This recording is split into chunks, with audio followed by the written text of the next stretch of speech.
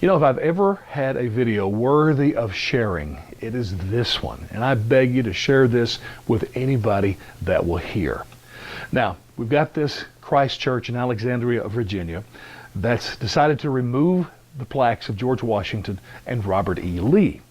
Now, let me tell you, I'm a Christian and I go worship. If I'd been there at that time when they made the decision to put them up, I would have opposed it, because my view is that, you know, when you go to church, the focus should be only on one person. That would be God. So I never would have been for that. But that aside, they did this. Now, the amazing truth is not when they did it, but it gets us to the amazing truth. Have you seen this? These plaques were put up in 1870. Now, think about that for a second. This is right after the Civil War. This is just after Lincoln had been assassinated. I mean, the Reconstruction period had started, which, if you don't know this, was an utter disaster. It was awful. It was more racist than slavery. Terrible time. So there was division in this country as never before. And it was at this moment that this church hung up a plaque of Robert E. Lee. And let me be clear, there were people at that time, they were for hanging Lee for sure, but it wasn't to hang his plaque. It was to hang him as a traitor to the country. Yet, the church put up his plaque. Amazing. It's right after his death, by the way.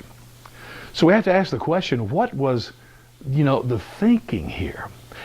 And this gets us to the amazing truth. Are you ready? The amazing truth is this. Everybody in the country, I mean, you think we have division now? Nothing compared to then.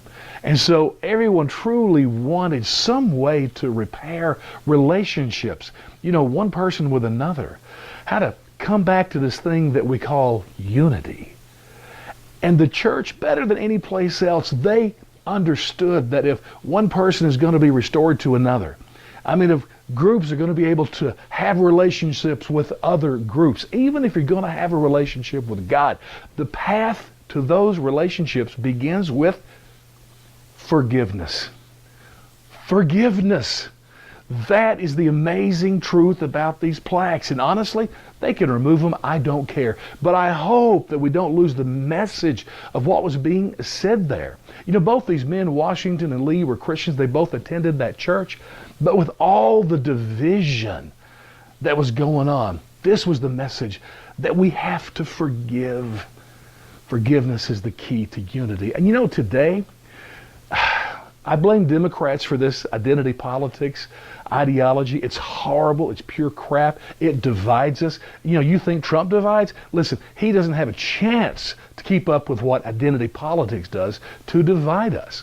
And so we got one group hating another group. We got one group that, because of slavery or white privilege or whatever oppressive thing happened in the past, one group blames another group. And so the response to this in our day is to protest and to demand payback or reparations of some kind.